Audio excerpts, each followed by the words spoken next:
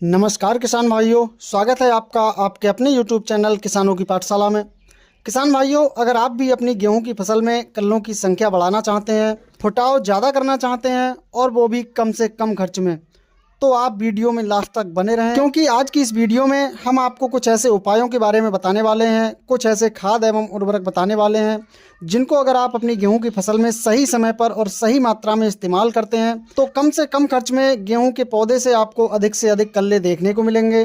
गेहूं की ग्रोथ बहुत शानदार तरीके से होगी और गेहूं की फसल में पीलापन भी आपको दिखाई नहीं देगा। किसान भाइयों, अगर हमें गेहूं की फसल से बम्पर पैदावार लेनी है तो सबसे पहले हमें पौधों में फुटाव बढ़ाना होगा, क्योंकि जितने ज़्यादा कल्ले होंगे उतनी ज़्यादा बालियाँ होंगी और जितनी ज़्यादा बालियाँ होंगी फसल का उत्पादन उतना ही ज़्यादा निकल कर आएगा। किसान भाइयों, फसल में कल्ले फुटाव के लिए यह जानना जरूरी है कब से कब तक कल्ले बनने की प्रक्रिया चलती है। तो किसान भाइयों, गेहूं की फसल में 21 से लेकर लगभग 40 से 45 दिन तक कल्ले बनने की प्रक्रिया चलती है। यदि इस अवस्था पर हम अपनी फसल में सही उर्वरक और सही मात्रा में देते हैं तो किसान भाइयों, पौधों में अधिक से अधिक कल्ले फूटेंगे और फसल की ग्रोथ भी बहुत अच्छे तरीके से होकर चलेगी, जिससे कि भविष्य में हमें गेहूं की फसल से एक बम्पर पैदावार देखने को मिलेगी। किसान भाइयों, गेहूं में ग्रोथ और कल्ले बढ़ाने के लिए सबसे पहले आपको जिस उर्वरक को लेना है वो है यूरिया, क्योंकि इस समय सबसे ज़्यादा पौधों को नाइट्रोजन की आवश्यकता होती है।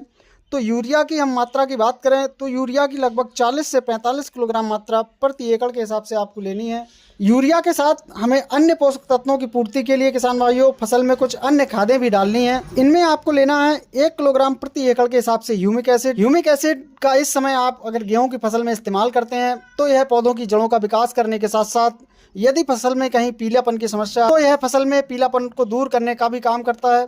इसके साथ ही यह फुटाव को बढ़ाता है और पहले से जमीन में निष्क्रिय पड़े पोषक तत्वों जैसे नाइट्रोजन, फास्फोरस, पोटास इत्यादि को सक्रिय करके पौधों को उपलब्ध कराता है। तो आपको यूरिया के साथ 1 किलोग्राम प्रति एकड़ के हिसाब से ह्यूमिक एसिड को लेना है। और तीसरा आपको लेना है किसान भाइयों एक माइक्रोन्यूट्रेंट।